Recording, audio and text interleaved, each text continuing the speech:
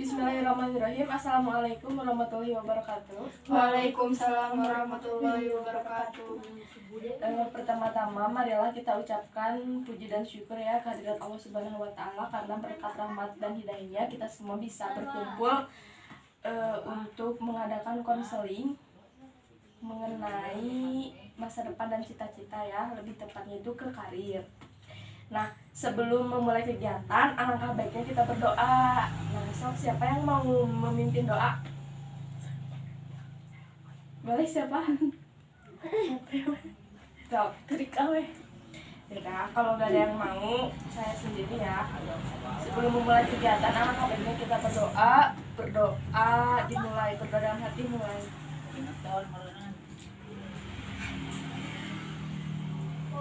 Berdoa selesai.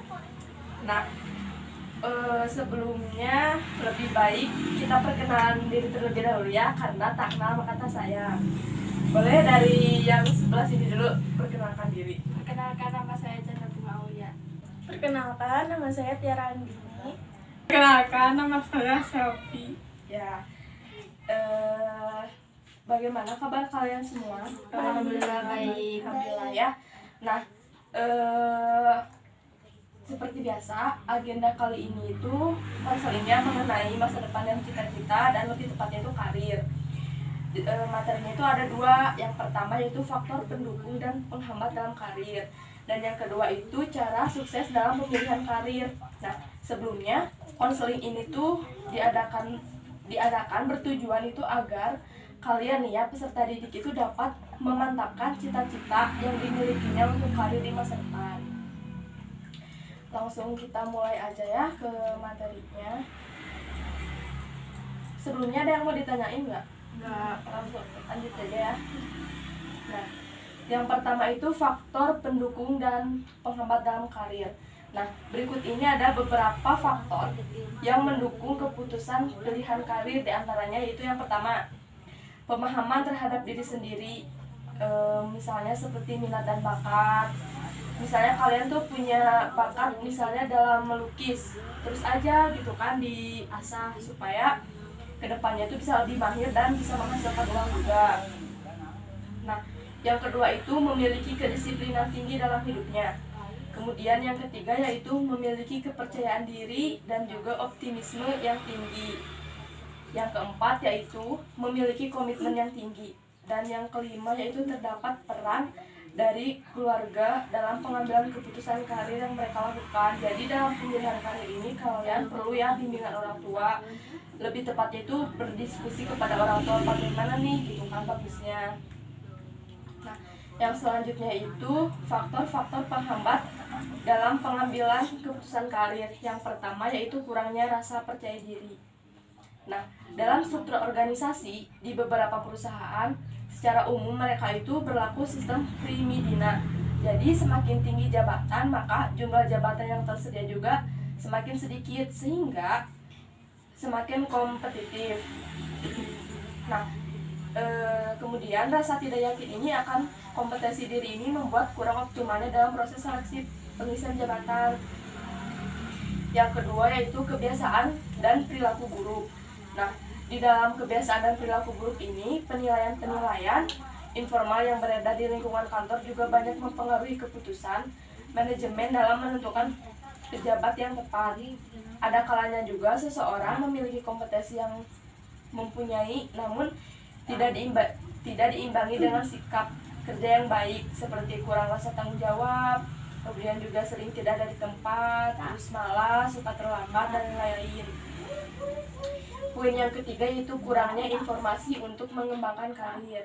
Nah, seseorang kadang tidak memahami nih jalur karir di perusahaan, sehingga kurang fokus untuk mempersiapkan kompetensi pribadi menuju jalur karir berikutnya yang lebih tinggi. Selain itu, kriteria juga persyaratan untuk mendapatkan promosi jabatan sering tidak dipahami ya, apakah suatu jabatan yang lebih tinggi memerlukan persyaratan semacam sertifikasi, pelatihan khusus, lamanya masa kerja, dan lain-lain. Nah, yang keempat itu ada tujuan karir dan nilai-nilai diri yang tidak selaras. Nah, misalnya gini nih, apa sih yang kita inginkan dalam 5 tahun ke depan? Nih, apa sih yang kita inginkan dalam 5 tahun ke depan? Nih, tentu nilai-nilai dan harga ya. Tujuan karir dan nilai-nilai diri yang tidak selaras. Seringkali kan kita bertanya-tanya gitu kan, apa sih yang kita inginkan dalam 5 tahun ke depan? Nah, nilai-nilai apa sih yang ada yang kalian hargai gitu kan dalam hidup? Terus juga apa sih yang dianggap penting dalam hidup? Apakah itu selaras mendukung tujuan karir atau tidak? Nah, jika selaras, maka akan memberikan daya dorong yang kuat untuk sukses mencapai tujuan yang diinginkan. Kalau misalnya tidak, ya sebaliknya gitu kan. Nah, yang kelima itu kurangnya kesadaran diri tentang kekuatan diri. Nah, pengetahuan keterampilan diri ini, hal ini sangat menghambat untuk seseorang menemukan tujuan karir yang cocok untuk dirinya, karena kecocokan dengan aspirasi dan kemampuan diri ini sangat penting menentukan apakah dalam menjalani karirnya seseorang akan mencurahkan energi secara maksimal atau tidak. Nah, poin yang keenam yaitu ketidakmampuan berkomunikasi secara efektif. Masalah terbesar dalam lingkungan serba cepat, beban kerja yang tinggi, dan informasi yang membludak adalah ketidakmampuan berkomunikasi secara efektif. Kemudian, kesalahan dalam komunikasi terletak pada tidak jelasnya pesan seperti yang dimaksudkan si pemberi pesan. Apa sih solusinya? Nah, solusinya itu adalah luangkan waktu untuk mengkomunikasikan pesan Anda dengan jelas dan efektif. Nah, materi yang kedua yaitu cara sukses dalam pemilihan karir. Berikut ini ada 7 kunci sukses ya meniti karir, khususnya bagi para generasi muda kalian nih ya. Nah, yang pertama yaitu sikap positif. Maksudnya apa sih? Nah, maksudnya ini pelajari bagaimana cara bersikap yang baik. Terus aspek mana aja sih dalam hidup yang harus dikendalikan oleh sikap pribadi. Terus bagaimana sih menentukan sikap sendiri dan apa strategi spesifiknya untuk mengubah sikap menjadi hal-hal yang lebih positif. Kemudian, hati-hati, sikap merupakan kebiasaan permanen dalam hidup. Jadi, perhatikan sikap kalian ya, jika ingin karir kalian ini berjalan dengan lancar. Nah, poin yang kedua yaitu percaya diri. Percaya diri ini sangat penting ya, karena pahami cara mengeluarkan potensi diri dengan mengidentifikasi kemampuan dan bakat pribadi. Selain itu, kalian juga perlu membangun kekuatan akademis dan minat pribadi agar bisa memanfaatkan semua peluang dalam percaya diri. Kemudian poin yang ketiga, kebiasaan positif dalam hidup ya, misalnya rebahan, terus malas-malasan juga.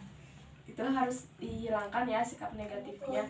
Kemudian cara agar dapat hidup kalian semakin mudah dijalani, ini kebiasaan yang sangat penting ya. Ingat, kebiasaan positif dapat menjadi salah satu cara mencapai kesuksesan kalian. Poin yang keempat yaitu buat pilihan karir yang tepat. Nah, apa sih maksudnya gitu kan? Nah, dalam poin ini keseimbangan kehidupan kerja pribadi seringkali terganggu ya saat kalian sibuk, misalnya sibuk belajar, kadang pikiran juga kabur kan, kembali gitu kan. Nah, caranya itu lakukan pilihan-pilihan bijak dalam menjaga keseimbangan hidup, mengingat baik karir dan kehidupan pribadi keduanya ini pentingnya bagi kalian semua. Kemudian poin yang kelima yaitu gunakan imajinasi kreatif. Nah, perluas kemampuan kalian untuk menyelesaikan masalah dengan menggunakan imajinasi kreatif. Jangan salah ya, kreativitas merupakan kunci sukses juga dalam berkarir. Poin yang keenam yaitu gigih. Kalian semua perlu menelusuri seluruh kemajuan dari berbagai proses yang telah dilakukan. Kemudian juga harus meningkatkan fokus pada apapun tujuan yang ingin dicapai. Tapi jangan lupa juga menambah koneksi dan perlu bersyukur terhadap berbagai pencapaian pribadi. Sebelumnya ada yang ingin ditanyakan? Enggak. Nah, poin yang terakhir nih, poin ke-7. Punya tujuan. Kalian harus membedakan ya antara keinginan dan target yang harus dicapai ketika berkarir. Kalian harus membuat komitmen, rencana, dan mulai beraksi. Kemudian pastikan kalian sampai kepada target-target yang harus dicapai. Nah, mungkin hanya segitu ya materi yang dapat saya sampaikan. Apakah ada yang ingin ditanyakan? Tidak. Tidak, itu benar. Udah jelas, udah ngerti ya. Iya. Ya udah kalau kayak gitu, terima kasih sudah mendengarkan materi dari saya dengan baik ya, menyimak dengan baik. Ada yang mau menyimpulkan nggak?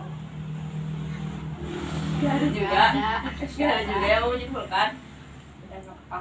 Nah, kalau kayak gitu terima kasih ya sudah hadir dengan tepat waktu. Terus juga sesi konselingnya berjalan dengan lancar. Kalian menyimak dengan baik ya, nggak ada kebisingan sama sekali. Kalau gitu mari kita tutup saja kegiatannya dengan berdoa bersama. Ada yang mau pimpin doa? Nggak ada juga. Ya udah. Sebelum mengakhiri kegiatan, alangkah baiknya kita berdoa ya. Berdoa dimulai.